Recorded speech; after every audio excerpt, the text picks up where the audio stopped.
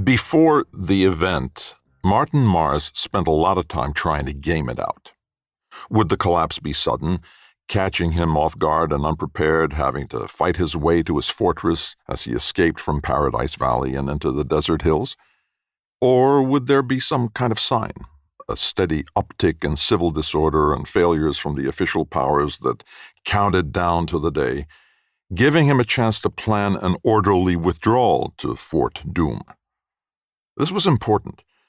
If Martin spooked and ran for Fort Doom too early, he'd have to slink back to the city and his job after however many days he'd spent bunkered up.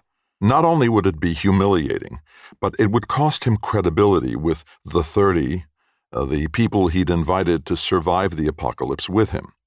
Once Fort Doom was buttoned up for the duration, he'd need to be a credible leader or he could lose control. Who the fuck knew what would happen next? He had visions of some distant descendant cracking the big doors and finding their mummified corpses sprawled in the postures they'd crumpled into when the ravening mob had turned on itself. Every time he sounded the alarm and brought the 30 out, he increased the chance that one or more of them would leak the existence of Fort Doom. They were all under strict pledges of secrecy, but when shit's going down, someone's going to leak to that cute girl they were trying to get with and/or leave a trail that some curious rando would follow.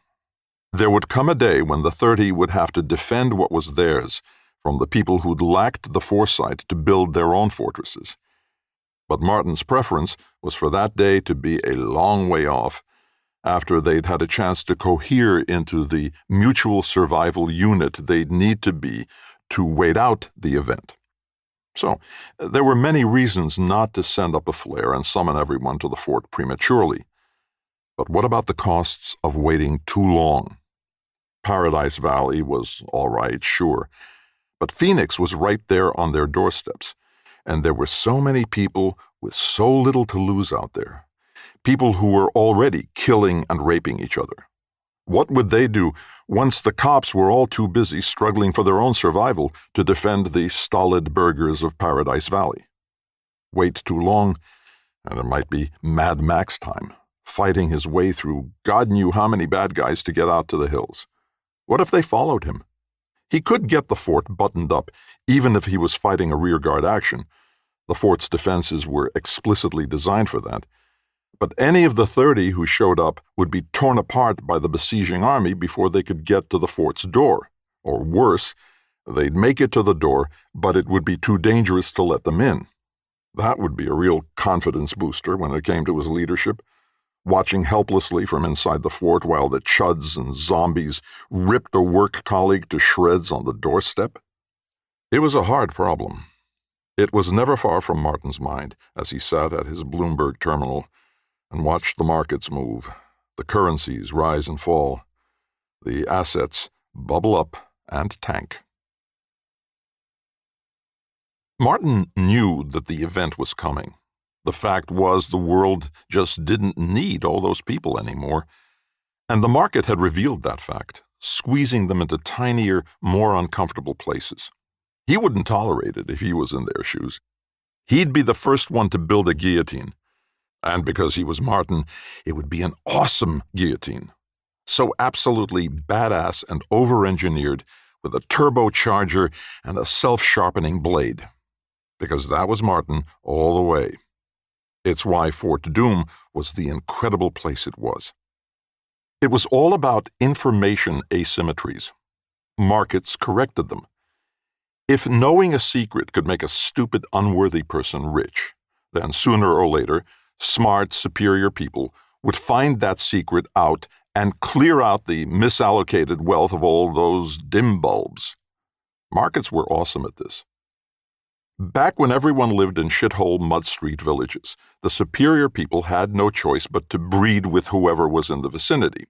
Even a 1 in 10 million Six Sigma genius would end up hitched for life to some cow-eyed milkmaid, diluting the incredible genes he'd been handed by nature's Powerball lotto.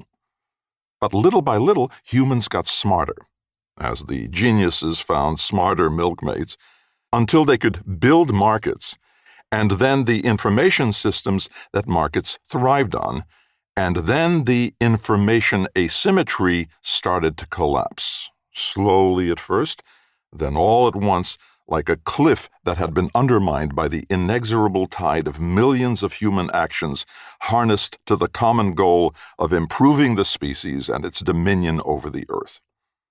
Once the information about where the best people were hanging out became public knowledge, then anyone who fluked into good genes and a high sigma knew exactly where they belonged.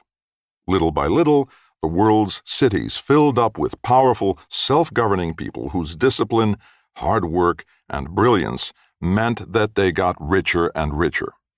Give the socialists credit. They had this figured out.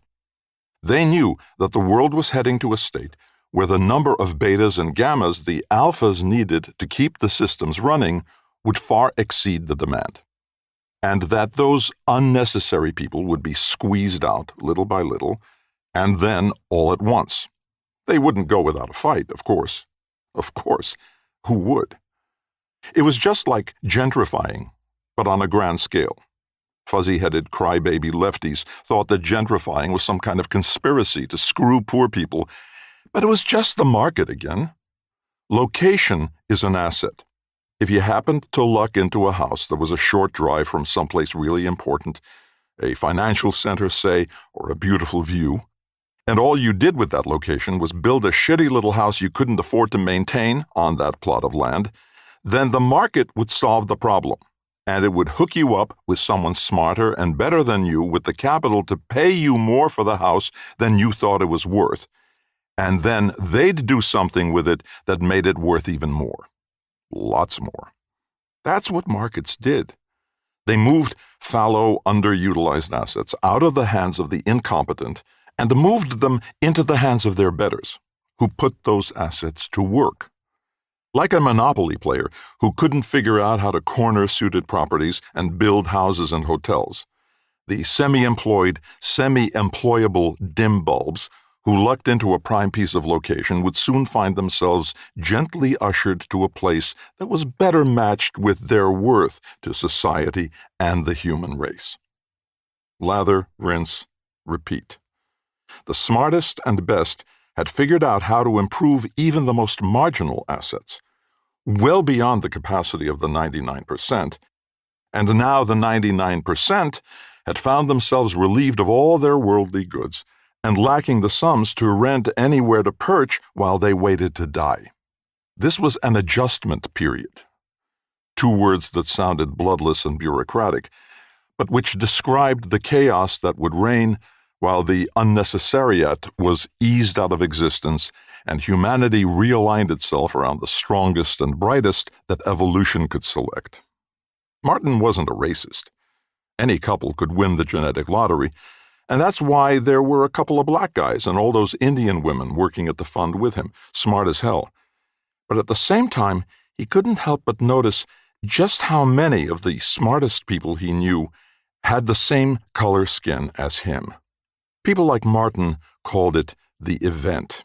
Economists called it an adjustment period, but people like Martin called it the event. Martin had wrestled with numbers and personalities before settling on the 30. First, why 30? The fort had been built with 15 bedrooms, and he'd done the math on per-person food, water, and other consumable reserves. And every person you added multiplied all those numbers, adding linear feet of shelving to hold toilet paper and MREs and bottled water. Each one translated into more solar panels, more batteries, more gas for the Jennies. But each one was also another strong set of hands to carry and build and fight.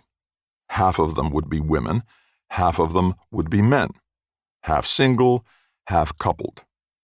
Martin was single, and he had obviously kept that thought in mind when he picked the single women to invite.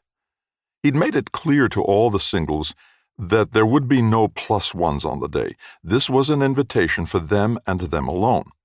If their circumstances changed, if they got into a serious thing with someone, then they could tell Martin, and he'd pick someone to replace them.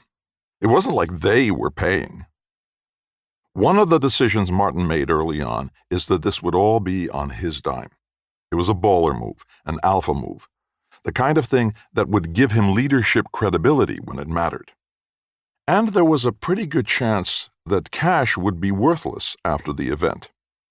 He'd built a hidden vault into Fort Doom with some gold ingots, some encrypted thumb drives with BTC, some dollars, some sapphires, and a few neat packets of renminbi, which felt right. You never knew. He could afford it. He could afford all of it. Martin and the market understood each other. He was a star at the firm, personally managing a portfolio with $11 billion in it, which he had personally grown from $9 billion. There was talk of giving him his own fund, giving the most ultra-high net worth types the chance to subscribe directly, and giving him tons of freedom to do as he saw fit with it. When he thought about this, his brain kind of split into two different, mutually exclusive thought processes. The first one started adding up bonuses and commissions and new base pay. The second one wondered how much of that would arrive before the event. Maybe the event would never happen. He was a Bayesian reasoner, not a fortune teller. He gave odds, not certainty, like a good poker player. When he started planning Fort Doom, he was like 40-60, and it wasn't until he hit 50-50 that he broke ground on it, using the kind of discreet contractors that specialized in panic rooms. The firm he'd picked had a long waiting list, but when he described the size of the job he was planning, they brought in trusted subs they'd worked with on other big projects and started right away. Now it was done, he was more like 75-25 on the event, and of course, it was possible that he was feeling that way because Fort Doom was so fucking cool. It would be awesome to hole up there and wait out the chaotic months or years until stability was restored. He called it too early. When the markets opened on January 2nd, there was a flash crash, seemingly precipitated by wildfires in the Canadian prairies, which were supposed to be under too much ice for anything to burn at that time of year. A bone-dry autumn, a failed harvest, then an unseasonably hot winter that screwed up things in the big oil sands pipeline, touching off a spill in a wooded area that turned into a forest fire that turned into a wildfire. It had been rumbling along all through the Christmas week, a constant background beat to the news reports. Here's how fucked up things are in Saskatchewan, and now a story about a soldier who made it home in time for Christmas. Martin moved some assets around, bought some swaps, and hedged up like a pro, even getting called in to facilitate a firm-wide meeting on the systemic risks the Canada situation presented. But other firms weren't nearly as well managed as Martin's. Nevertheless, they had a lot of money under management, which started to vanish like fairy gold as the sell-off touched off more sell-offs, and it all began to blaze. More panic selling, more contagion, and Martin was still keeping his head cool, moving stuff around one trade ahead of the flames, even scooping up some bargains when frightened fools sold the assets they should have been holding. Not just financial instruments either. He took possession of a shipping container full of early Picassos in a climate-controlled facility outside of Amsterdam, and even used his personal account to buy some legendary Chateau Mouton Rothschild, which he had shipped by bonded courier straight to the office. They came in their own lithium cell-powered piezoelectric coolers that kept them at optimum temperature and humidity, and he plugged them in next to his go bag. 4 bottles, each worth as much as a new Mercedes, and one more bottle, worth as much as a decent 2-bedroom house in a nice part of Phoenix. It made him giddy to leave it there by the door instead of downstairs in his cellar with its special locking vault. Maybe it was the thought of toasting the apocalypse in Fort Doom with his investment-grade wine, but he found himself on a hair trigger, almost ready to call the event and head to the fort 6 times a day. The second Arab Spring was a lot uglier than the first one. It was winter, for one thing, and the food riots were as out of control as the Canadian wildfires. Every shitty-ass dictator in the region had learned the lesson of Bashar al-Assad. When the people hit the streets, you hit the people, hard. The blood was incredible. Then the bombs went off in Houston. Pop, pop, pop. Targeting a police station, the Highway Patrol headquarters, and the FBI building at 1 Justice Park Drive. The president vowed revenge. Feds swarmed Houston, and Atlanta went off. Boom, boom, boom. And then there was a prison uprising at Rikers Island that no one could shut down. The 30 were all in a private signal group, and there was a lot of chatter about when and if they should grab their bags. Thing was, no one could go to Fort Doom until and unless Martin was there. The fort had serious defenses, and only he knew how to disable them, and he wasn't going to tell anyone else how to do it, not until he was safely inside. He trusted the 30 enough to spend a long time in a lockdown with them, but he didn't want to tempt any of them with the power to lock him out and change up the guest list. Fort Doom was his. The house next to Martin's got burgled. Each of the houses on his road had their own gates and security, as well as the complex's overall security, manifested by rent-a-cops, mostly ex-military, zipping around in golf carts and watching giant banks of monitors fed by infrared CCTVs all around and outside the fence line. So naturally, it was an inside job. Frank Patel had not been subtle about the liquidation of the majority of his assets to convertible, portable wealth in the form of precious metals and gemstones. He'd talk your ear off about the clever ways he'd found to hide the loot. In hidden pouches in clothes for him and his family, in hidden panels in his car, in a hidden floor safe in his basement, behind the fire brick in the walk-in fireplace in his great room. Word got around, and 2 of the guards fritzed the cameras on his door, knocked at it like it was a routine call-out, and then bulled their way in, tied him and his kids up, and got all of it. More than $10 million in anonymous convertible wealth. The guards disappeared off the face of the earth, and G4S, who supplied them, brought in heavy lawyers and insurance underwriters and PIs who started hinting heavily that Patel was in on the robbery. It was ugly. It got worse when Patel blew his brains out. He was heavily leveraged and had just lost his life savings. To be honest, Martin was surprised he didn't take his wife and kids with him. It was the sight of them the next day, their faces blank masks as they drove into Patel's gate toward his house and garage, that spooked Martin so that he made the call, firing off a mass text to the 30, and then autopiloting through the routine to get his go bags and other gear, including the Rothschilds in their portable life support machines, into his armored Toyota Tacoma with its over-cab cargo pod, camouflaged to look like a camping accessory, but actually as armored up as the Tacoma's body and windshields, with spare gas, tires, guns, ammo, food, even a chainsaw. He'd rehearsed this once a week, using the interior door connecting the house to the garage. He also had a randomizer that ordered him to drive the Tacoma periodically so it wouldn't be unusual to see him leaving with it. He generally made a point of stopping at a lumber yard on the way home and driving back with some 15-foot 2x4s or plastic pipes sticking out of the back of the overcab, just in case anyone was looking. So he hit the road at 5:30 the next morning, which was within the parameters for his normal work schedule. There were days when market-moving events were predicted for London or Frankfurt when he'd go even earlier. He had the house in lockdown, and he waved to the security guard on the gate as he cruised through. Then he slipped his gate and toll transponders into a Faraday pouch and stuck them into the glove compartment. At a deserted red light, he peeled off his top layer of business clothes to reveal well-worn, high-quality fishing gear. He ostentatiously placed a tackle box on his passenger seat, so anyone who took a close look would see a middle-aged, fit guy heading out of town for a weekend of fly fishing. Not a multimillionaire with interesting quantities of easily convertible wealth and the kind of vehicle that you could live out of for a week without a resupply over rough terrain in the face of hostile belligerents.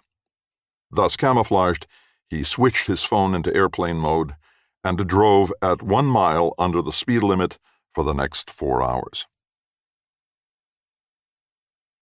Only 16 out of the 30 showed up in the first 48 hours. He took pains to disguise how furious that made him, because the 16 needed to see him as a cool-headed, forward-looking leader, not a child who was upset that half the guests hadn't come to his birthday party. The no-shows included 4 singles, all women, including the hottest 2, roommates who were definitely not lesbians based on their dating history, though he'd sometimes pondered the possibility that they weren't exclusively hetero. He had the only king-sized bed in Fort Doom. The 16 trickled in, maintaining radio silence the whole way. He had a satellite internet link at the fort, and he personally vetted every device for location data leakage before he let it connect to the Wi-Fi downlink from the disguised dish. He greeted the new arrivals with ice-cold perfect Manhattans that he'd pre-mixed and sealed in plastic sous vide pouches complete with cherries. As they cycled through the airlock into the fort, he'd pull a pouch out of the freezer, snip it open, and pour it over ice, adding a twist of lemon rind and putting it on a little antique silver serving tray he'd picked up on a trip to Versailles. He relished those moments when someone tense and tired stepped into Fort Doom's hospitality suite, the first room past the airlock, with its thick Persian rugs and soothing watercolors, seeing him, the leader, in his comfortable, broken-in tactical pants and shirt, smiling his wide smile, eyes twinkling, offering a cocktail. The semiotics of it were, "Welcome to the apocalypse. This is going to be fun." The hospitality suite was as grand as it was, in part to offset the inevitable disappointment in the Spartan staterooms, singles and doubles, with shared chem toilets and a communal shower at the end of a hall. There was plenty of fresh water in the fort, assuming they were able to resupply within the first month. But until things shook out, most showering would be accomplished via the fort's ample supply of unscented baby wipes. There were other communal areas: a gaming room, a dining room, a kitchen, a panic room hidden beneath the garage. He drew up a rota: cooking, cleaning, inventorying, anything to keep everyone busy. He proposed, that is mandated, a daily hour of news consumption in the hospitality suite, when they'd all tune in at once, crowdsourcing a scour through all their channels and recommendations, finding the noteworthy stories that seemed to encapsulate and summarize the chaos outside, and then discussing them in a round-robin circle with Martin moderating. It was hard to tell whether things were deteriorating or whether it was just the usual baseline of craziness, made more vivid by the fact that they'd all hunkered down in a fortress to await the collapse of civilization. Getting worse or not, stuff was happening hard outside in the world. A bombing in New York, riots in a suburb of Atlanta, a conspiracy theory about the oil pipeline fire in Canada that blamed the fires on a cover-up, though what the cover-up was no one could understand. Everyone joked that it was a cover-up of pedophiles, because the theories were always about covering up for pedophiles. A refugee ship had arrived in Miami, a flotilla from a dozen drowning Caribbean islands, sailboats and scows and dinghies lashed together and coming ashore on a trash-strewn beach, rushing the CBP lines in the teeth of rubber bullets and drifting clouds of gas. But Phoenix? Not so much. Calm. The mayor and the governor attended a reception together for the library system and then led the attendees on an evening constitutional to celebrate the end of the heat wave. And by the time they'd gotten 3 blocks, word had got out and thousands of people had joined them. Traffic jammed as people read about it on social and got in their cars and streamed in. And when the traffic got too bad, people just pulled off the road and threw block parties, buying out grocery stores and handing around beers and snacks. No fights. The hashtag filled up with great pictures, bands playing on front lawns, while kids danced in the streetlight glow. The next day, the 16 became 14 when one of the couples went home. Privately, Martin was enraged, but he didn't want to show it. He made a performance of giving them soulful hugs and long hand clasps, and assuring them they could come back if and when it was time. He wondered how long before the 14 became the 10, the 9, the 8, until it was just Martin, waiting for the apocalypse in his private fortress. It wasn't long. Despite his official 1 hour of news a day policy, he, of course, had a bunch of bots that checked the headlines for him and messaged him when certain keywords started to cluster. The Phoenix Street Party pumped a lot of good vibes into the city, but it wasn't enough. A live-streamed traffic stop ended with a Phoenix cop spooking at what he said was a gun. It may have been a phone, and shooting into a car. The family in it were as respectable as you could ask for, literally on their way home from church on Sunday, and the little boy who died in his mother's arms was wearing a tiny suit and bow tie and white shirt that showed the blood. The streets erupted. Protests, counter-protests with white nationalists carrying sticks and flagpoles. Fights, riots, arson. Martin noticed one of the single girls quietly unpacking a suitcase he'd earlier noticed her quietly packing. The 14 alternated between looking smug and looking worried. He got notice that 7 more were on their way out to the fort, and then one of the 2 really hot single women emailed him to ask if she could bring her equally hot co-worker. Martin looked up the co-worker on Facebook and made an exception to his policy and told her to go ahead. He instantly regretted it. It wasn't good leadership. But what was done, and hell, maybe it would blow over. The first crisis came 2 weeks later. The internet had been coming in and out and had finally gone down the day before. There were 8 ground stations that the satellite he subscribed to could use, and 6 of them had been sporadic, but then they went dark, and then the other 2, in mountain strongholds far from the madding crowds, had disappeared. He'd put the perimeter on full alert and buttoned down the fort. The fort had high ground over it, and cameras on the peak watched every road for the approach of anything bigger than a jackrabbit and put it up on screens all over the fort, and they'd had plenty of false alarms. They made jokes about how much unexpected big game there was in this part of Arizona and asked how many steers would fit in the freezers. They pointedly didn't discuss why steers were wandering around untethered and unaccompanied by ranchers. But then there was a Jeep, driving straight for Fort Doom in a beeline that made it clear the driver knew where he was going. A few of the 30 had trickled in after they'd gone on high alert, but this wasn't any of the vehicles he'd collected profiles on. Grimly, he unlocked the guns. Of the 22 in the fort, 8 were really good with rifles, and 4 were merely competent. The fort had sniper points with firing slits, and a foreign currency specialist and a mergers and acquisitions lawyer climbed the ladders up to them with guns strapped to their backs. The vestibule was a killing zone. Once you were inside it, you were dead, assuming Martin wanted you dead. Even full body armor wouldn't protect you from an AR-15 on full auto firing into the room. Even if you hit the deck, the firing slit was well designed. The Jeep pulled up in the designated waiting zone, and 5 people got out. One of them waved towards the front door. Martin zoomed in the feed and swore. It was Albert, who he knew from the gym. They'd gotten to be buddies outside of the gym, went hunting together once, and Martin had been impressed by what a great shot Albert was. He was 10 years younger than Martin, too, and ran a marathon every year. Martin had thought about how useful it would be to have someone who could chop wood for 8 hours straight and then blow out a deer's brains from 200 yards.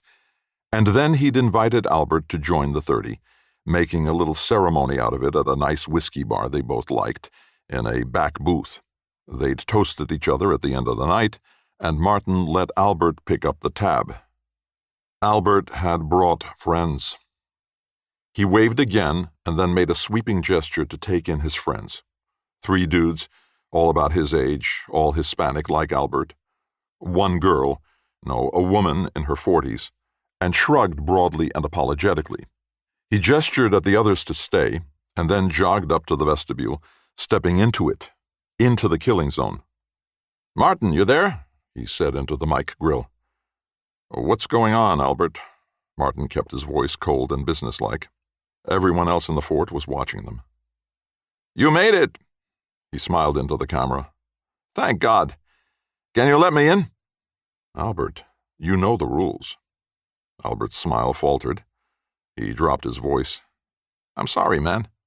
My cousins and my aunt. My uncle—" His voice dropped more. "He got shot. It was just in the arm, but he went to the hospital and never came back. There's a militia controlling it now. I couldn't leave my aunt and cousins. She's an amazing cook, and the boys will work like mules. Strong, you know." "You know the rules." Martin wondered if he had it in him to murder Albert, his cousins, his aunt. What if they went away and came back with friends? The fort could withstand most small arms, but a siege could outlast their water and food. He swallowed and quietly cursed Albert. What an asshole. What a fucking idiot. He was going to turn Martin into a murderer. Albert was wheedling now. "Come on, don't be like that. I'll pay you back for whatever they eat and that. Just as soon as it's all over. With interest. Come on, Martin." Martin pressed the intercom button combo that played a bowel-loosening, gun-cocking sound with lots of extra bass. "Go, Albert. Go and don't come back." Albert jumped at the sound of the gun cocking, took an involuntary step.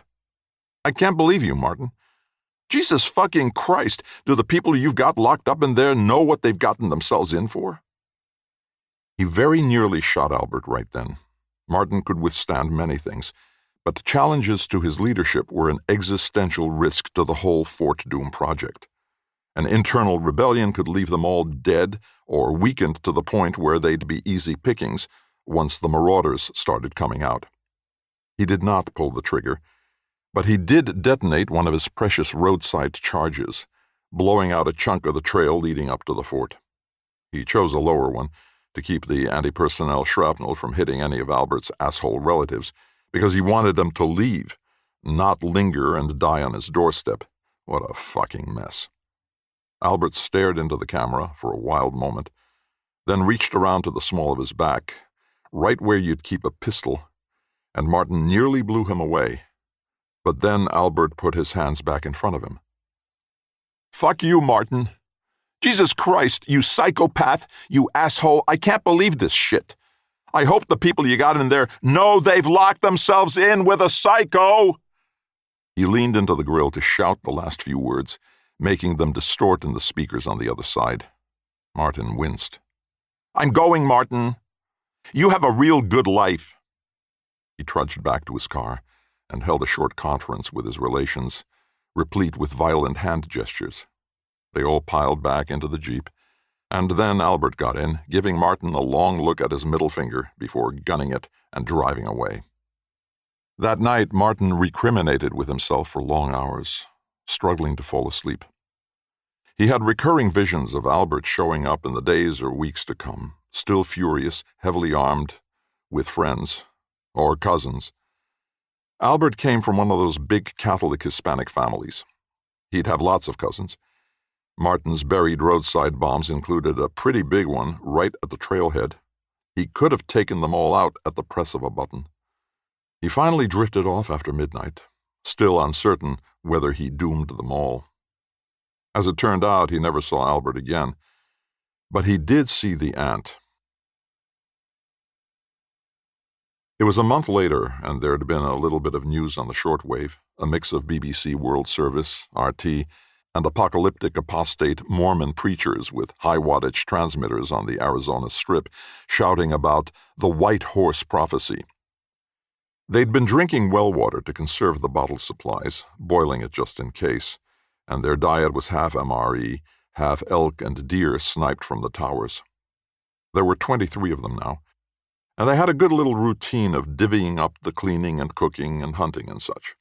There wasn't all that much to do, so they played epic chess matches and had movie marathons, and some of them paired off and snuck away for outdoor sex, or commandeered one of the bedrooms and hung a handkerchief on the doorknob. There was always at least one person staffing the CCTV feeds looking for intruders, and a few times they'd all rushed back and buttoned up when convoys or lone cars had gone by. It was lonely territory, and there wasn't much of that. A few times Martin had caught members of the 23 going outside without their mandatory walkie-talkies, and he'd torn strips out of them, impressing on them that while things were calm and peaceful out at Fort Doom, there was still plenty of mayhem and murder out there in the world, and they were putting everyone at risk by getting out of contact. If intruders came down the road, and Martin had no way to call everybody in, someone might get spotted, and that might bring back a full force of bad guys. Blood and death would follow. The Jeep came back up the trail and rang every bell in the fort as it climbed closer and closer. It was the first time a vehicle had come that close to the fort since the last stragglers had arrived. When Martin recognized the Jeep, his heart started to hammer in his chest. This was it, the invasion he'd been dreading, the consequences of his foolish sentimentality come back to end all their lives. He sent his two best shots. One of them was a woman, which he'd discovered when they'd organized a day's shooting competition, up into the sniper towers and went to the vestibule. The Jeep was not in good shape. It had a big, ugly dent running down the passenger side, like it had been T-boned, and the windshield was starred with cracks. The exhaust pipe belched dark, ugly smoke. The Jeep pulled up in the parking area and sat motionless for a long time as Martin's nerves stretched tighter and tighter. He almost gave the order to fill it with bullets. Then the driver door opened, and Albert's aunt stepped out. She didn't look good either. Sick, maybe, and certainly moving slow. She was wearing a fleece jacket and jeans and heavy boots that flopped on her feet, so big on her that he could see they didn't fit from 100 yards. He held his breath while he waited for the other car doors to open, but they didn't. The woman stepped around the Jeep and stopped, resting her hand on the hood and breathing and staring at the vestibule. She took a deep breath and drew herself up and walked towards them, limping a little, boots flapping. "Stop there," Martin said, cranking the gain up on the vestibule's speakers loud enough to be heard on the front lawn. She stopped and swayed slightly, staring around, then started walking again. "Stop," Martin said again. She pushed forward. Her hair was coming loose from its ponytail. Her face was sheened with sweat and lined with exhaustion. She put a hand to her stomach and groaned. "Stop," Martin said, and played his MP3 of a cocking rifle. She stared into the darkness of the vestibule with mournful eyes. Then she staggered in. Martin did not have it in him to shoot a sick, injured, middle-aged lady. Partly that was basic human decency. Martin was not a bad person, he knew that. And partly it was the fully rational calculus of maintaining his moral authority in Fort Doom. "What do you want?" "Albert died," she said. "There's so much sickness. It took him. Then my boys." Her voice was hollow and flat. "They say it's cholera." She squeezed her face into a grief mask. "So many people are sick." Martin felt his own guts clench, his own bowels turn to water. He had Cipro and other broad-spectrum last-resort antibiotics, but he hadn't replaced them yet this year, and a bunch of them were expiring soon. He'd read that their efficacy would start to fall off a cliff when that happened. After a deliberate bioweapon attack, cholera was one of the fears that kept him up at night. He had lots of guns, but you can't shoot germs. "If you're sick, you'll have to leave." He made his voice hard. She stared into the vestibule's camera, clutching her gut, trembling, sheened with sweat. He'd need to break out a bunny suit and bleach solution and power wash the whole thing. She wasn't moving. "Go," he said. She stared on, nearly doubled over now, chin raised, still staring, or glaring maybe. Martin didn't let himself feel empathy for her. It was the grasshopper and the ants. He'd done all the work to make himself a cozy shelter from the blowing winter, and she had done whatever she'd done instead. Made a bunch of babies, watched reality TV, taken drugs, or crocheted. People who didn't think ahead were self-correcting problems. She was correcting herself, and it wasn't pretty, but it wasn't his problem either. Her chin trembled. She was holding back tears. "Please," she said, in a tiny voice that barely reached the mic.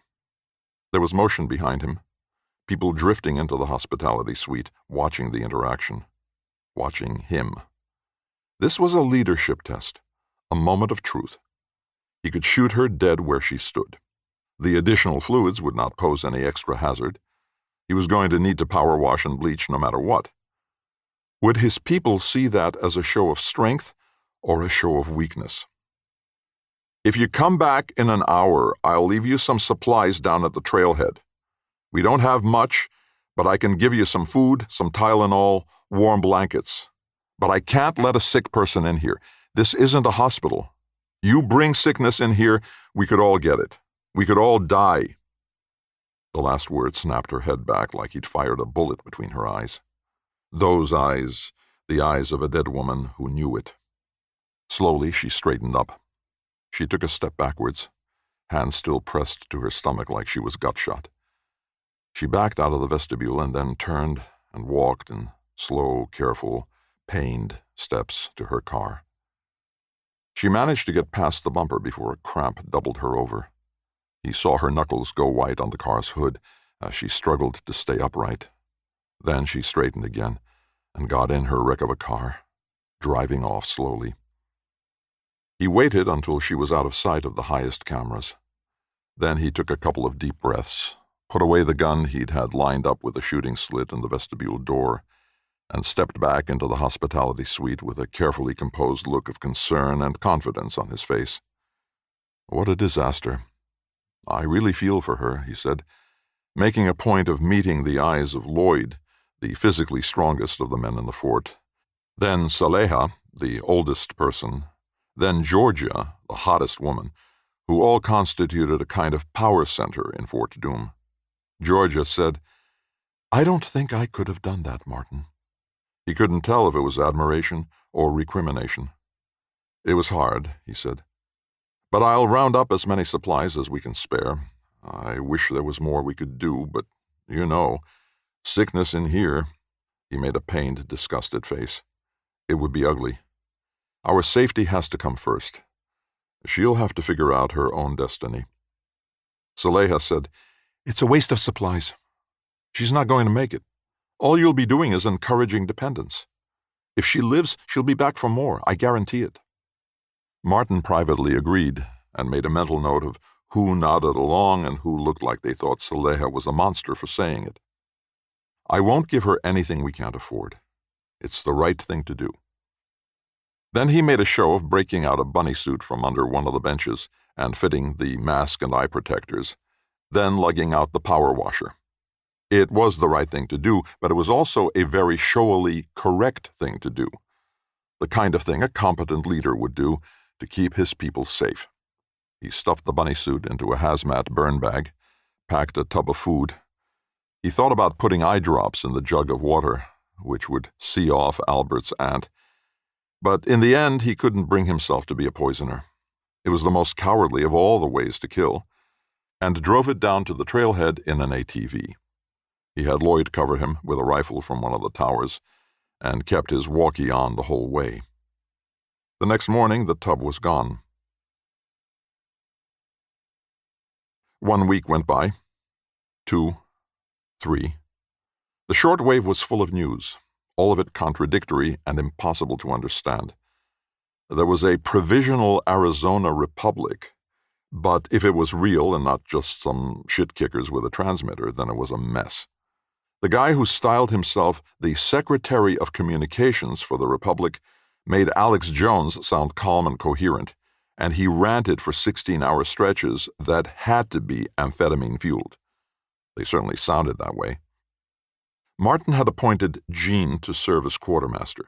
Gene was a young man without much ambition. He'd been a junior trader and going nowhere, but he was easy to manipulate and sucked at lying, and Martin valued both of those traits. In his experience, they made for the very highest caliber of flunky. He wasn't going to dip into the supplies, and if he did, he'd out himself by turning into a stammering mess at the first hint of an accusation. Gene made color-coordinated spreadsheets showing their rate of consumption of all their supplies, with excellent bar and pie charts for easy reference. The upshot was that they could eat off their stores for another 2 months if need be, but it would involve rationing, and a lot of dinners of dried meat and vitamin pills, and fiber supplements to keep everything moving. No one wanted that, and besides, everyone was bored shitless and starting to clique up and hook up and break up and generally go stir-crazy. So Martin decreed that they would hunt and scavenge for supplies to stretch out their stores, aiming for a minimum of 50% of all consumables coming from outside the fort. They'd hunt game, of course. Lloyd could dress a steer or a deer, and the rest of them were learning. And Georgia was an excellent cook who made everything from cowboy steaks to liver tagine from the animals they brought down. The scavenging parties were a new one. The fort was very remote, but Martin had mapped out all the nearby settlements. A couple ranches, a gas station with an attached country store, a Nevada Highway Patrol substation. The scavengers took out the electric ATVs in silent mode by moonlight, dressed in charcoal gray with their faces blacked and their hands in black gloves, and scouted them with night vision scopes before approaching the empty ones. The gas station, 2 of the ranches. The gas station had been trashed and looted, and someone had tried to blow up its storage tanks, but their fire suppression systems had kicked in, leaving every surface slimed with cancerish residue. But the ranches yielded all kinds of loot: canned goods, root cellars worth of vegetables, blankets, outfits they played dress-up in, ancient board games, a box of card decks, and an inlaid carousel of poker chips, photo albums that they pored over and laughed at and speculated on. That killed another week, and in 3 days they were 100% reliant on external sources of food. Admittedly, a lot of that came from the ranches, a non-renewable resource, but as Andreas pointed out, if the shit continued to hit the fan, there would be a lot fewer people, and that meant a lot more elk and such. Andreas also had some things to say about the kinds of delicacies that could be prepared from edible cactus, and ideas about how to figure out which cacti qualified. There were more ranches further away, and even a little town with a Navajo gift shop and a gun store. Martin figured that if they put together a raiding party and outfitted one of the empty ranches as a base of operations, they could make incursions into these more distant targets without risking the ATV's power cells or straying so far from the fort that they couldn't retreat to it if someone needed emergency medical care. There wasn't any good reason to go for the gun store, but everyone was excited at the prospect. Living through the visit from Albert's aunt and then witnessing the ruins of the general store and gas station had convinced them that they were smarter and better than the idiots out in the world who hadn't made the same kinds of preparation. When they tried to imagine what they'd do if they were stuck out there in the world, while a group of smarter people were cozy in Fort Doom, it was easy to imagine a marauding force trying to take the fort. The guns might come in handy, and besides, if they didn't get them, someone else would, and then the guns might end up pointed at the fort. When you thought about it that way, it was practically a moral imperative.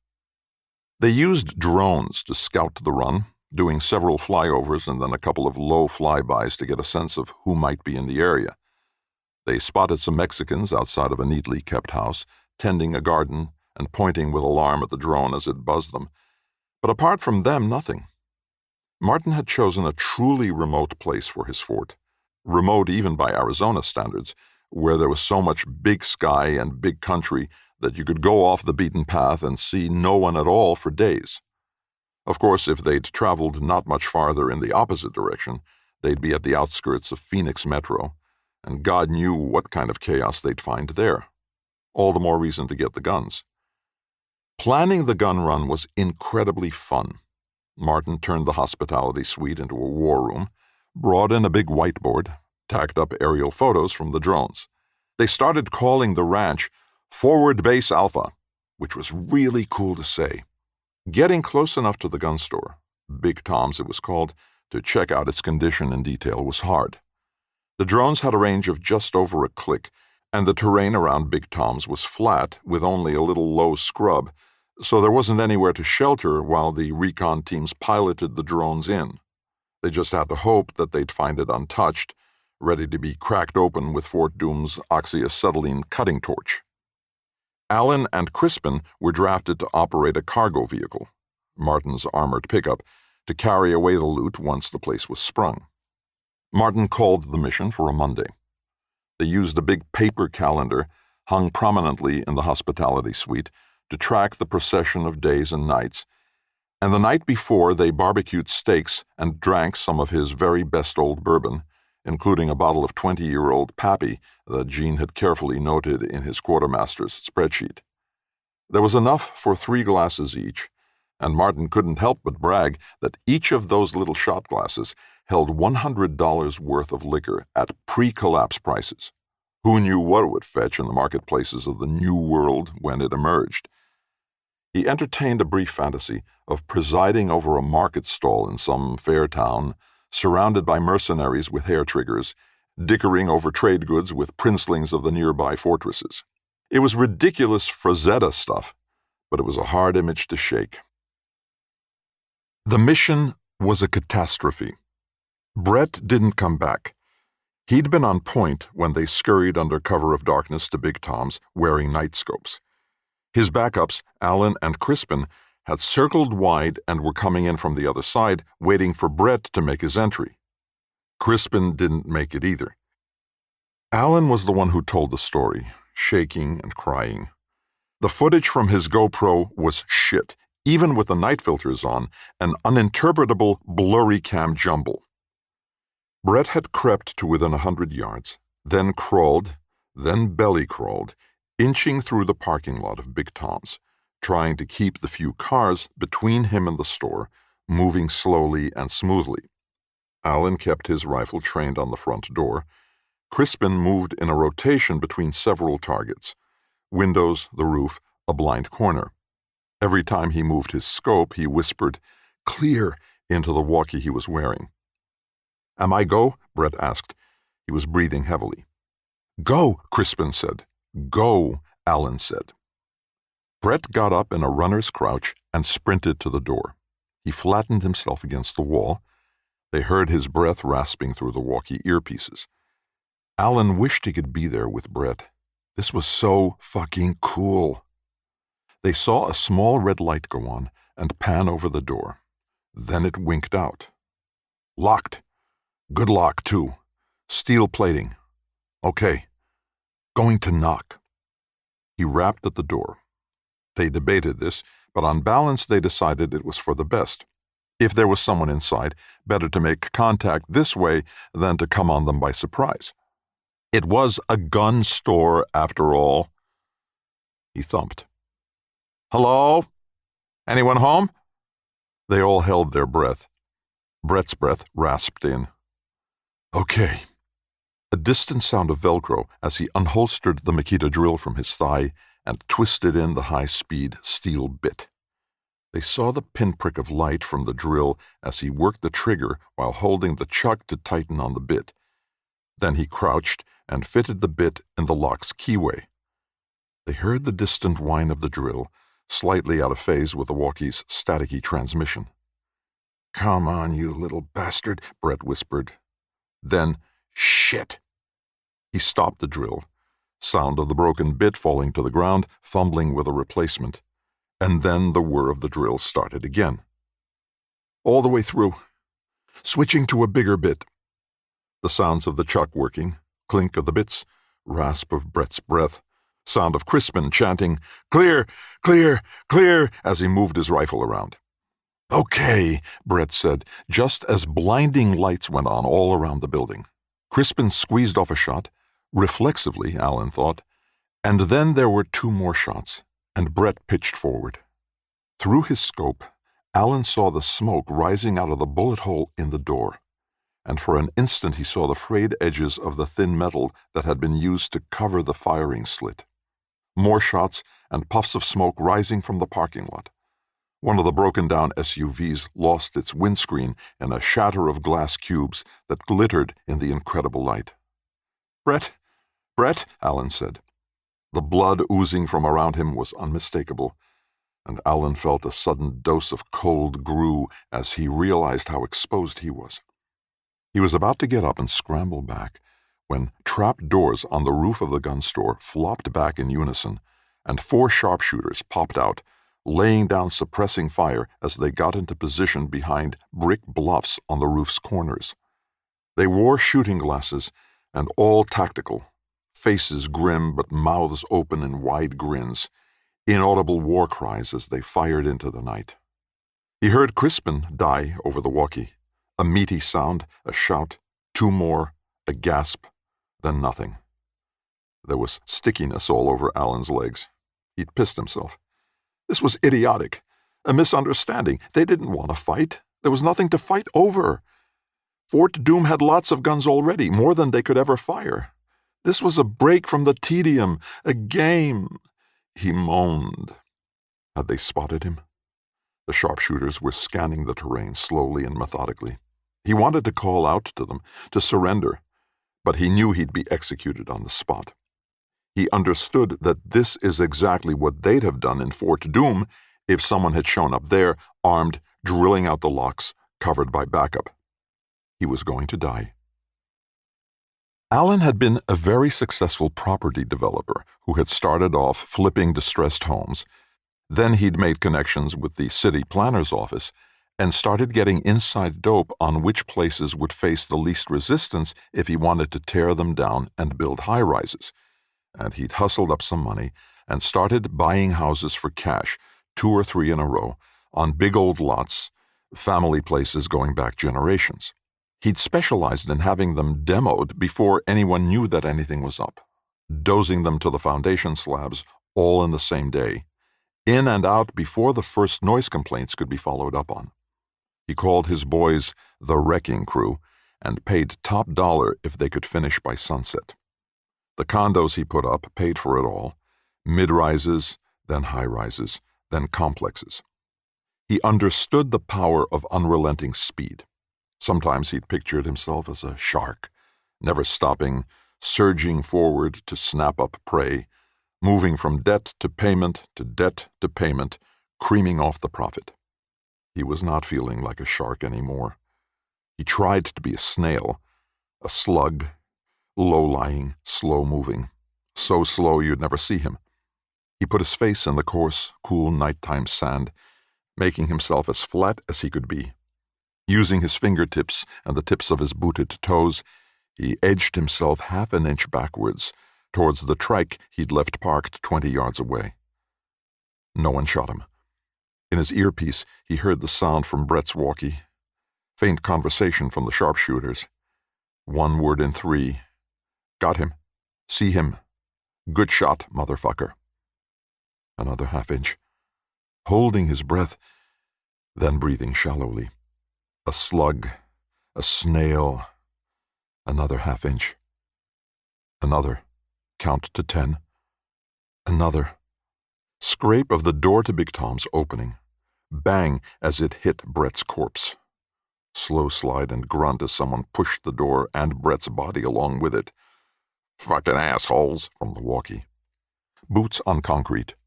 Scuffle of the walkie being handled. Hey, any of you assholes out there hear me? Allen held his breath. Stole his hand to the walkie on his belt. Felt blindly for the mute button. Was that it?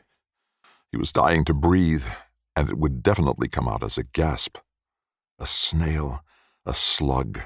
He pressed the button. A soft click. Hello? I bet these sons of bitches have backup out there. Greg, you see anyone? Muffled reply. Yeah, okay. Scuffle. Lizzie, kill the lights, would you? Night scopes are useless with them on. Let's see what we got out there. His blood went cold. The piss coating his legs turned to ice. Fuck. He inched faster, faster. Conversation in the walkie earpiece, incomprehensible over the rasp of his clothes, the rasp of his breath. Faster. Click. The lights went off.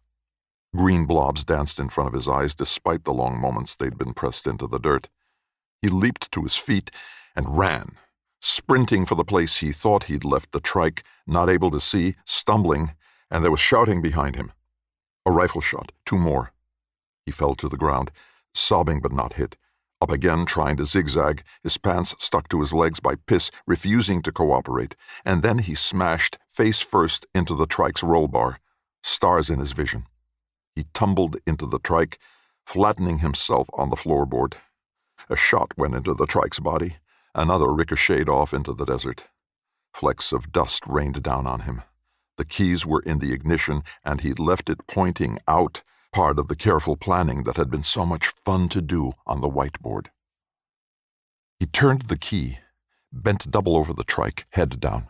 Awkward foot on the accelerator, and the electric brush motor engaged, and the trike rocketed forward, nearly throwing him clear, knocking his foot free of the accelerator, and the trike stopped suddenly, nearly throwing him clear again. He scrambled into the seat, and a bullet hole appeared in the windscreen ahead of him, which starred. He closed his eyes and whimpered even as he planted his ass firmly in the seat, sitting higher, head exposed, hands on the wheel, foot back on the accelerator, and this time he was braced for the acceleration, and the trike leaped forward, and he opened his eyes and flipped on the headlights because he had to see where he was going, and they had night scopes. And he swerved back and forth, trying to make the movement random and unpredictable, in large part succeeding because he was too shaken to steer in any fashion save erratically. More shots puffed into the dirt around him, one close enough to spray him with hard bits of gravel that cut open his cheek. As the walkie faded out of range, he heard them hooting and swearing. He drove and drove and drove, stopping on a deserted stretch of road with good sightlines in all directions, where he vomited until there was nothing more to come up except mucousy spit. He had a cooler on the passenger seat, and he opened and drained a can of Coke, ate 20 milligrams of Adderall, and then fired up the bike again. He drove to Forward Base Alpha first, and opened the padlock they'd fitted to the door with shaking hands. Walking around the familiar ranch house with its shelves of supplies and stacks of paperbacks and board games, as well as the overnight bag he'd packed, gave him a sense of absolute unreality. Only a few hours before, he'd been here with Brett and Crispin, laughing, going over the plans, trembling with excitement. Now he was trembling with terror in the room, bleeding, lightheaded, empty-stomached, but nauseated all the same, vision out of focus, legs chapped with his own piss. He dropped his pants on the floor and pulled handfuls of baby wipes out of a container and scrubbed at his legs and ass and balls, tossing the dirty wipes on the floor. He upended his overnight bag and found a spare pair of pants and pulled them on, then transferred the contents of his dirty pants pockets. He changed shirts. He got his trike keys. He looked around the room. There was food. He should take food. A handful of pepperoni sticks, a box of energy bars, a six-pack of Gatorade. The Adderall sang in his veins, made him feel like the first time he'd drunk a cup of coffee, like superpowers were on their way. He had a crazy, nearly irresistible urge to torch the ranch house. Something about it, haunted by the ghosts of the men who'd died that night, full of evidence of their idiocy. He could do it. They'd moved some gas supplies to the ranch to run the backup Jenny for when the solar cells didn't top up the batteries. Splish, splosh, one match. Woomph. It would send up a plume of smoke from miles around, though. If the sharpshooters from Big Tom's were driving through the night looking for him, they'd see it.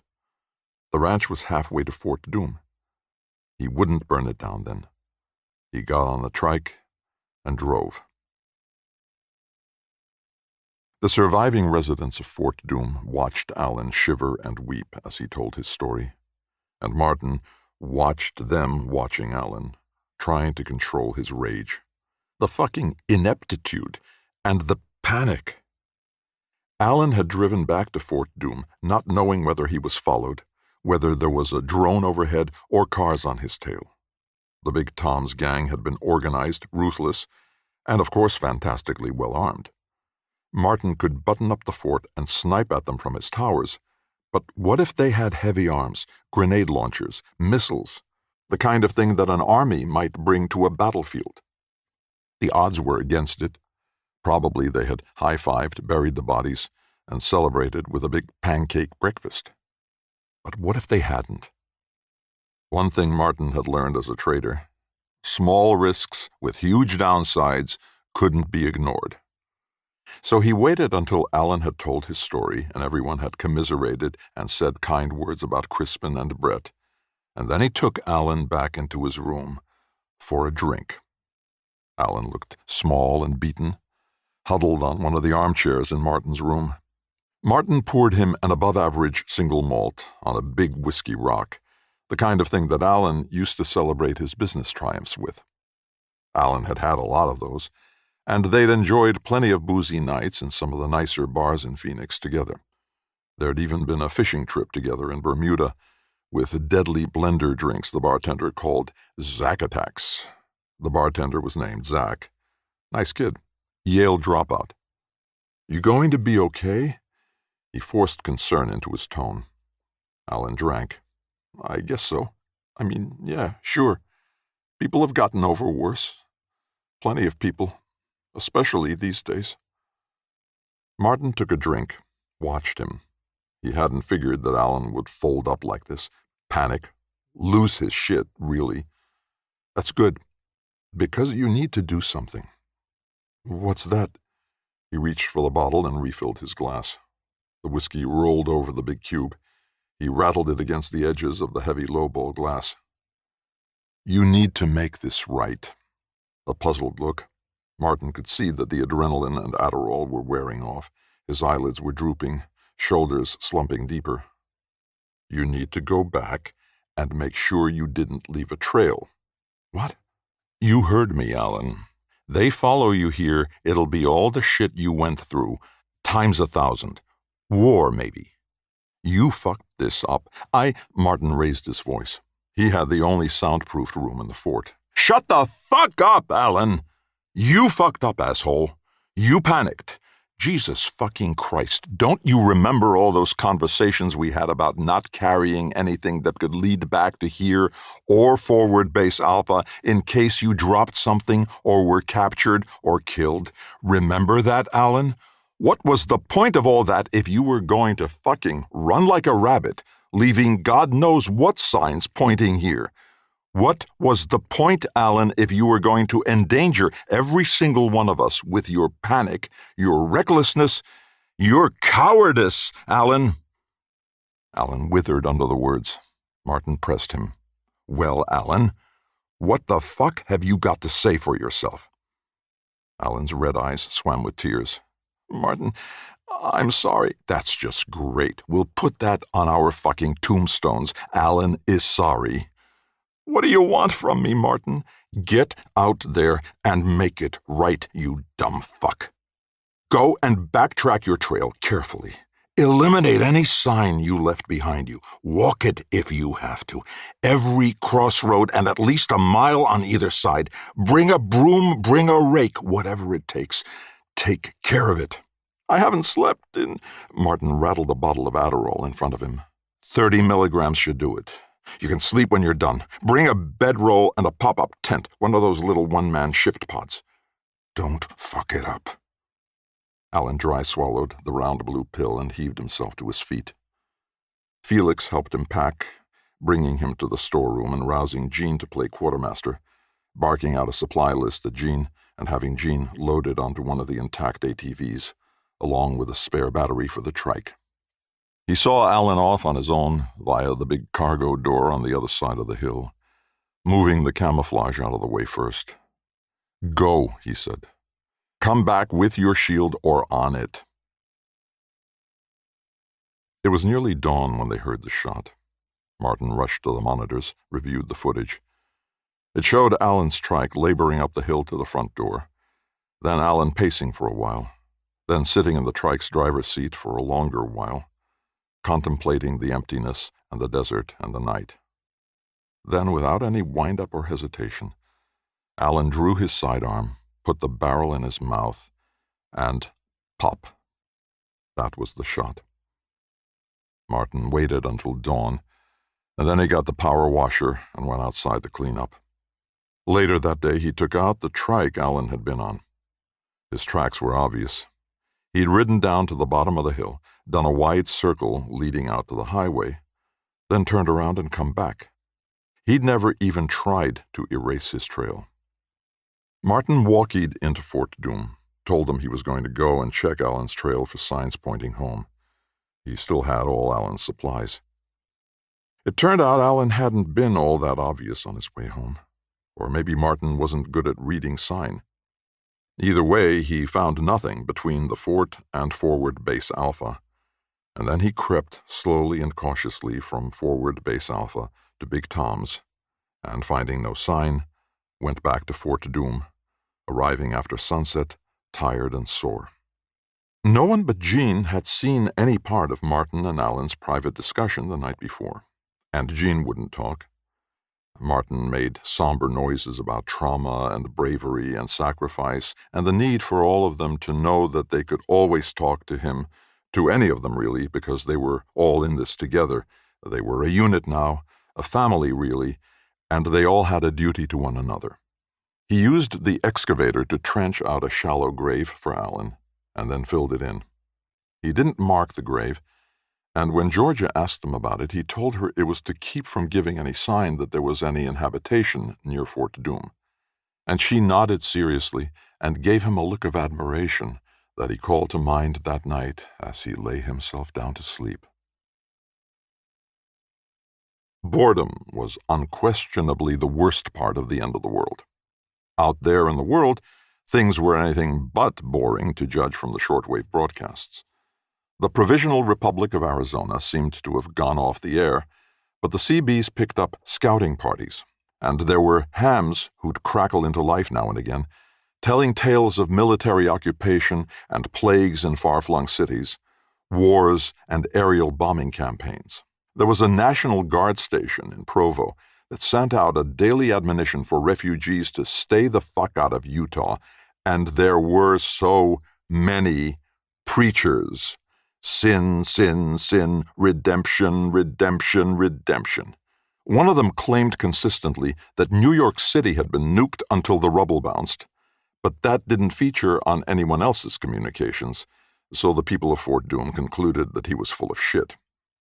This offended their sensibilities. A couple of them had grown up in New York, and most of them had worked for funds or banks with New York offices that demanded their presence every now and again, with late nights of expensive sushi and priceless whiskey.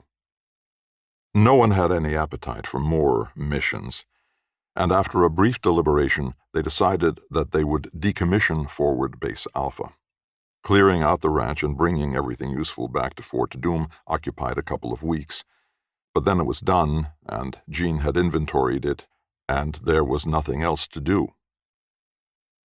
They'd formed several different kinds of couples, and even a triple or two, and between the thin walls and the claustrophobic gossip, everyone had a pretty good idea of what it would be like to fuck everybody else. They'd all been sentenced to solitary confinement in each other's company. Izzy had been an English major, and he made them all watch a video he'd brought on his laptop, a Broadway production of No Exit, and they all laughed at Hell is Other People, and then Izzy made a cross-stitch that said that and framed it and hung it in the hospitality suite. That's when Martin decided he needed to step in. We're going to have to start scavenging again. I know it's dangerous, but we've learned some hard lessons about being cautious. The good news is we don't have to hurry. We're not desperate yet. We find a place we want to check out, we can afford to watch it for days, even a week. Make sure it's safe before we move. That's a luxury we have because the cupboard isn't bare. But if we let the cupboard get bare, we lose that buffer. We'll have to rush into whatever situation we find or start to go hungry. That's way more dangerous than going out now. The only thing worse than suffering the tragedy of losing Crispin and Allen and Brett would be for their deaths to be in vain, for us to learn nothing from them. No one liked the idea, but everyone agreed that he was right. Martin's meticulous maps had plenty of possible scouting locations, further afield than the ranch houses. They had good luck with a family farm. It was inhabited, but the people there were willing to trade eggs and cheese for gemstones. Martin loved that. He had a lot of gemstones stockpiled, and in the wee hours of the night he wondered if he was kidding himself about whether anyone would want them. You can't eat gems, and converting them to useful goods required something like a functioning civilization. The fact that these stoic Latino farmers were willing to take a little bag of rubies and sapphires for 5 big wheels of cheese and a promise of 4 dozen eggs per week for the next month meant that they, too, thought that civilization would come back. That was Martin's plan, after all. Wait for order to reassert itself, then emerge with all the necessities for securing a place in it. Trade goods, bearer bonds, cash money, and his wits, all backed by a loyal group of followers who knew how to fire every gun in Fort Doom's substantial armory. Civilizations had risen and fallen before. Humanity needed to work together, but hell was other people. When the best people were on top, things worked. They convinced the rational, cajoled the stubborn, and frankly forced the rest.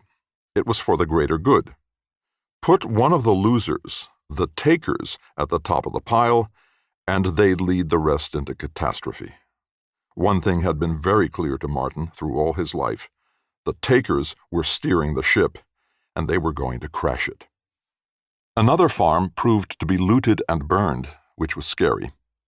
Then they found a town, strangest of strange things. Elfrida even had 2 stores where the storekeepers ran a ledger on a tablet, keeping track of what everyone took.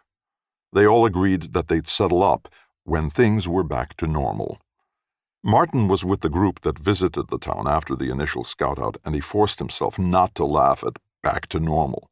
The storekeepers' tablets had lists of things that people in the town needed: medicine, some construction materials, engine parts, controllers, and other components for solar arrays.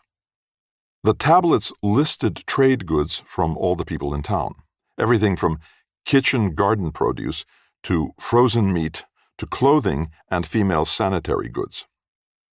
From his discussions with the storekeepers, Martin learned that there were other little towns like this one, even some bigger places, where they were using solar power, local networking, databases on tablets to keep track of who had what and who needed what and who'd taken what. The towns traded a little and kept notes on what was going on, who they'd met, and what to watch out for. "What about protection?" Martin asked. The shopkeeper, Pakistani or Indian and middle-aged, wearing a clean white button-up shirt and slacks, shrugged. "What kind of protection?" "You know, gangs, militias, that kind of thing." He thought about the word he was looking for. "Marauders." The shopkeeper smiled. "We don't have that sort of thing, thank goodness." He smiled at Martin. Martin suppressed his disgusted headshake. Give it a month or 2 and this guy would be dead, and everything he owned would be in the possession of someone stronger and a hell of a lot less naive. Martin almost wanted to shoot the guy himself. Better a good guy like Martin should get all this guy's trade goods than some marauder. "Well, if it ever becomes a problem, we might be able to help you," Martin said. "We'll check in every week or 2, and you let us know if anyone's bothering you." That was how you started rebuilding, Martin thought. The strong protecting the weak giving the strong a tribute and deference. The shopkeeper gave Martin a funny look and said he would, and then traded Martin a bunch of dried mango for some of Martin's powdered milk. There were kids in the town, and they drank more than the local cows and goats gave. A radio station started up purportedly in Phoenix, all young people, with special guests who came on to talk about the abandoned houses they'd liberated. Some were in neighborhoods where the Fort Doom residents owned property, places where there had been gates and guards and security systems. They all bristled at the thought that their homes might be invaded next. So many terrible things had happened since they took to Fort Doom, but this was what made the event seem real. If the property rights of people like them were slipping away, then everything was up for grabs. The DJs played recorded music and brought on live bands, and traded tips about the locations of clinics and hospitals, soup kitchens, and daycares. It was surreal. They painted a picture of a radically depopulated Phoenix, full of empty houses and shuttered businesses, cold ashes from violence long past. Phoenix populated only by the people who couldn't leave. Summer was coming soon, and one DJ interviewed an emergency cooling working group, 6 eager HVAC hackers who were talking through ways to build neighborhood shelters where you could go to get out of the summer heat that was scant months away. Plans for evaporative coolers that ran on cheap solar cells, with parts lists and depots you could go to get or give parts. Through trade and rationing, the residents of Fort Doom had managed to live in relative comfort, but that didn't mean that life was easy. Some supplies were running low: peanut butter, fresh fruit, oatmeal, and the boredom was like a living thing, gnawing away at their extremities from the moment they rolled out of bed to the moment they lay back down. For all the joking about being in solitary together, there was a current of truth underneath it all, manifesting itself in snappish arguments and long sulks, factions, and epic binge-drinking sessions.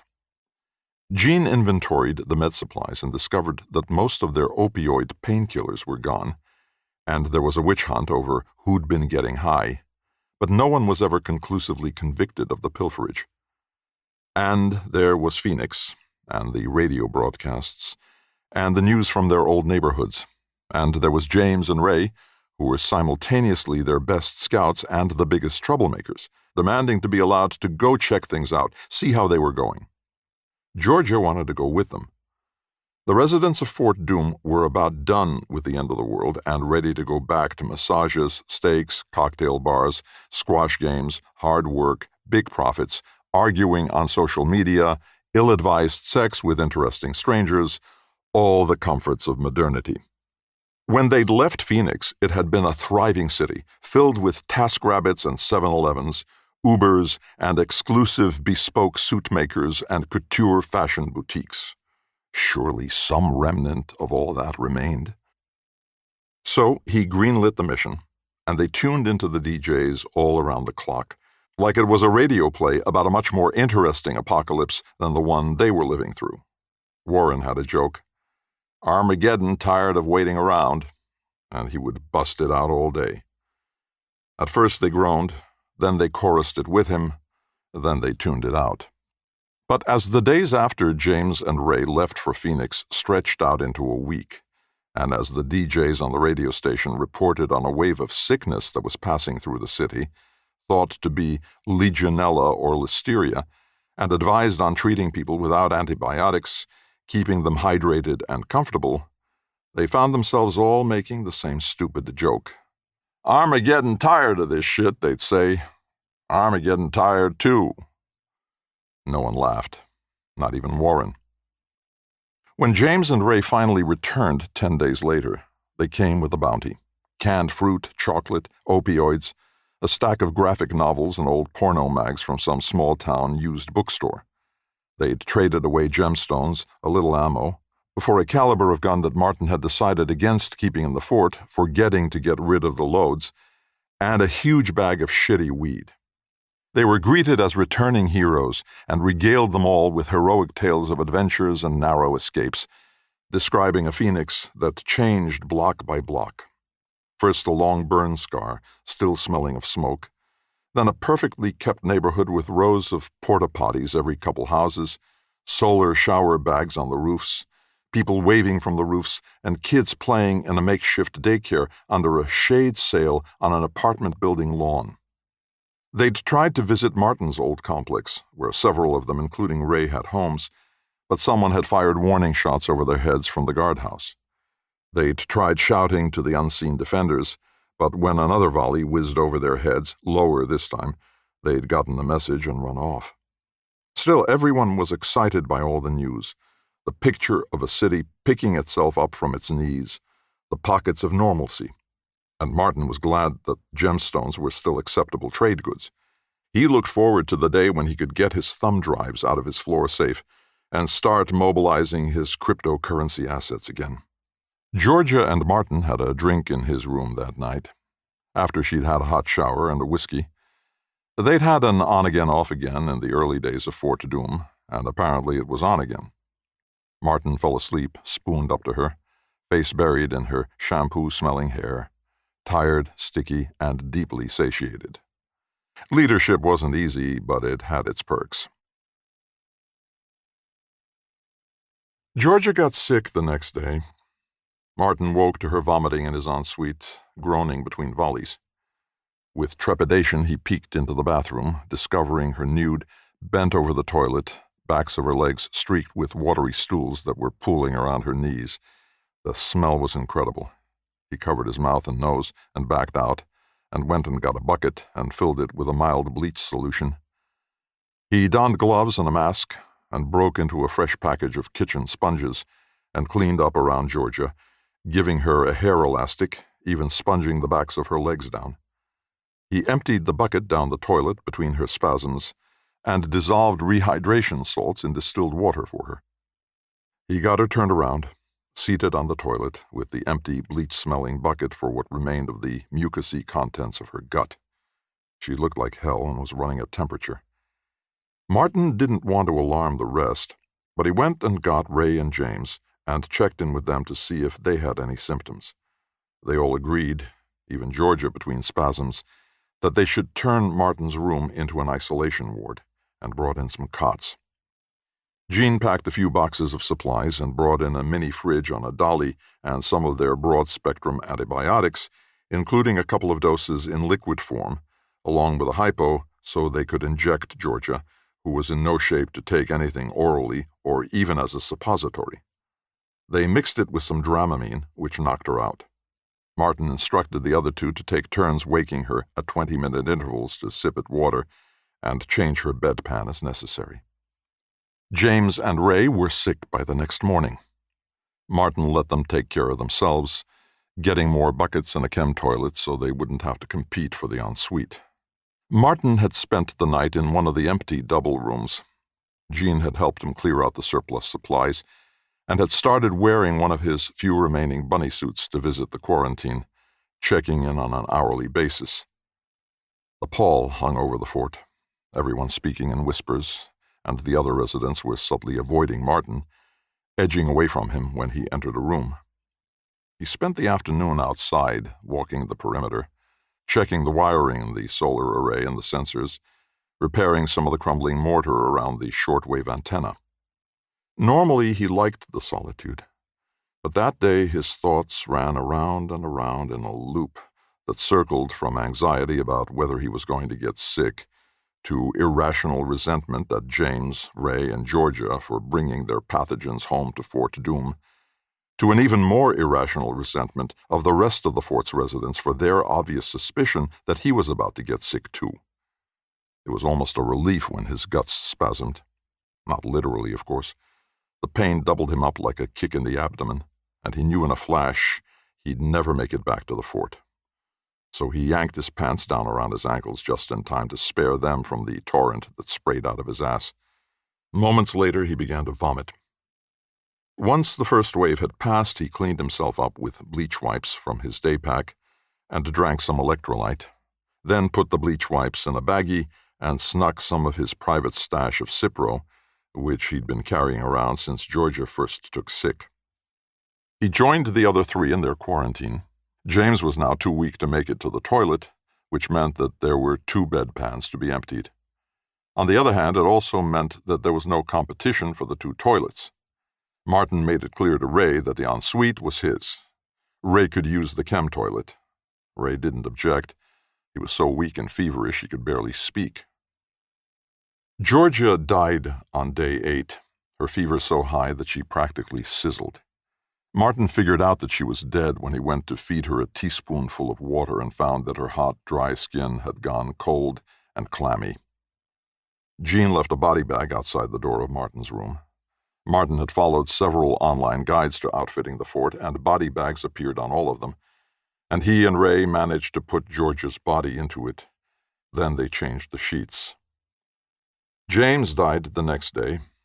Martin couldn't struggle out of bed to help bag him at first, but then he did, and the 2 bodies were hauled away by the healthy survivors. They burned the bodies, along with bags of sheets and clothes that Martin and Ray passed out. Martin started to rally the next day, and then, amazingly, so did Ray.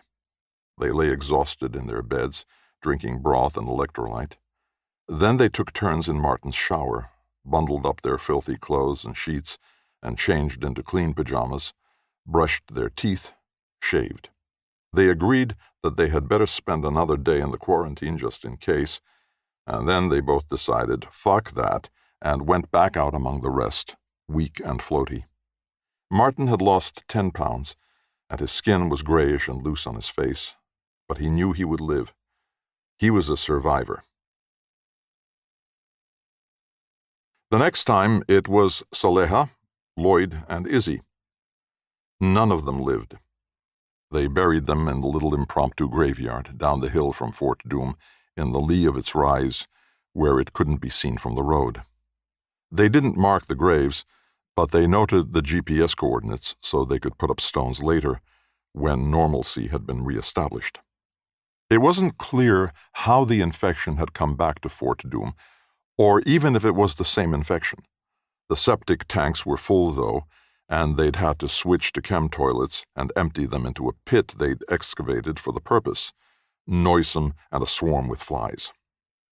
Martin spoke over the graves, summoning his best words. There had been an interruption in the radio programming from Phoenix, lasting for a long month, while infection burned through the city, but it was back on the air, with news about antibiotic supplies that were being manufactured in a reclaimed factory in Chandler. The original DJs were off the air, and there was a memorial program for them. By Christmas, things had settled into a routine. There wasn't so much time to be bored any longer, at least.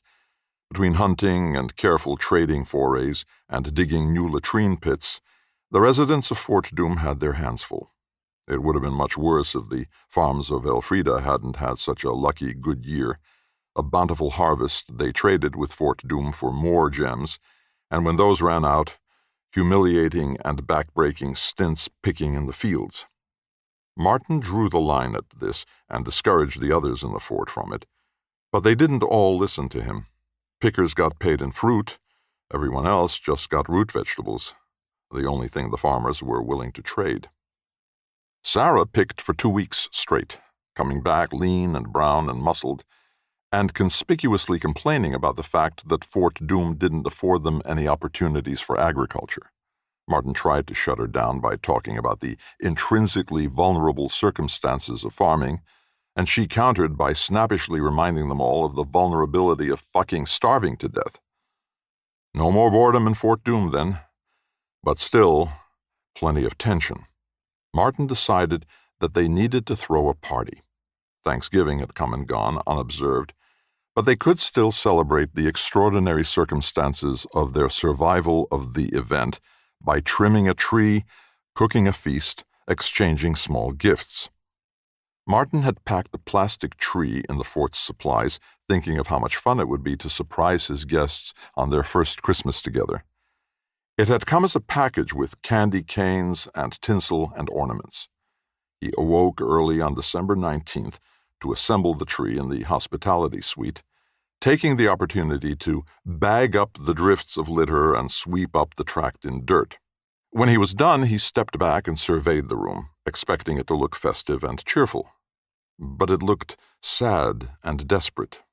The plastic tree and its twinkling strings of LEDs, small and artificial, the room still grimy, the sofa cushions stained and threadbare. For the millionth time, he wished that the fucking crisis would end. I'm a-getting tired of this shit, which made him remember that Warren was dead, in a bag in an unmarked grave in the lee of the ridge. Sarah was the first one awake after Martin put up the tree, and she rolled her eyes at it and said she'd been invited to Christmas dinner with the other farm hands who'd picked that fall. But she helped make the name slips for the Secret Santa and rearrange the tinsel and ornaments to good effect. Martin had deliberately left the decorations clumped together to give other people something to fix, which was the most surefire way to create a sense of ownership over the project.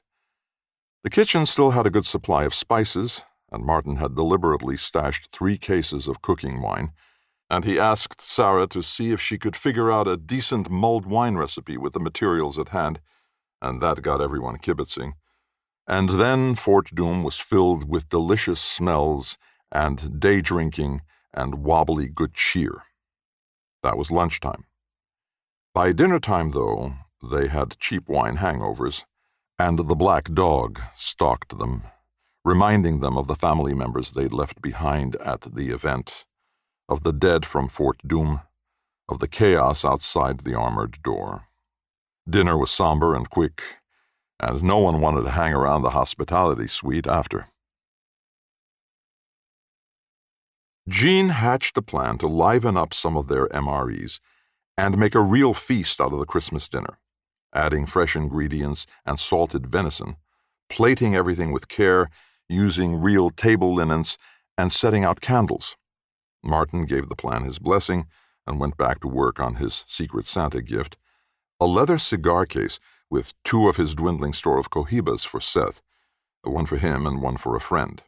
Smoking cigars on the ridge while the sun set over the desert was one of the true pleasures of the end of the world. Finally, on the 24th, with one day until the party, the mood shifted. The idea of a Christmas spirit was stupid and sentimental, but that didn't make it less real. They had it. Everyone was hiding in their own private spaces, making gifts, and when they weren't doing that, they were making paper snowflakes or cutting up clothes from the rag bag to make party outfits. Someone put a sprig of paper mistletoe over the doorway between the galley and the hospitality suite, and they made a game of ambushing each other and kissing on the cheek. This game was considerably enlivened by the now perpetual pot of cheap spiced wine. Sarah made her great-grandmother's depression cookies, which were flourless and used powdered egg and powdered milk, and still smelled and looked great in the oven. They were decorated with icing and set on a conspicuous serving tray in the kitchen with a "Do not eat, this means you" sign, and they all stopped by to admire them and dare each other to violate the sign. It was the most fun they'd had in weeks, and the best mood they'd felt in months, and Martin kept peeking in on them, reassuring himself that his plan was working, that he was the leader he thought he was. The day after Christmas, they lolled around the hospitality suite in their pajamas, still full from the feast the night before.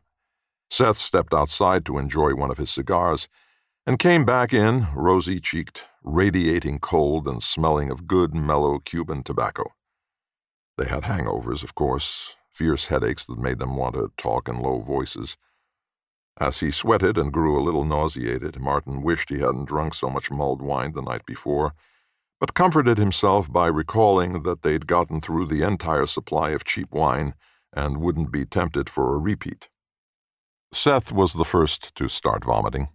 It came on suddenly, too quickly for him to reach the toilet, and he left streaks on the floor all the way to the bathroom, awful smelling and all-pervasive.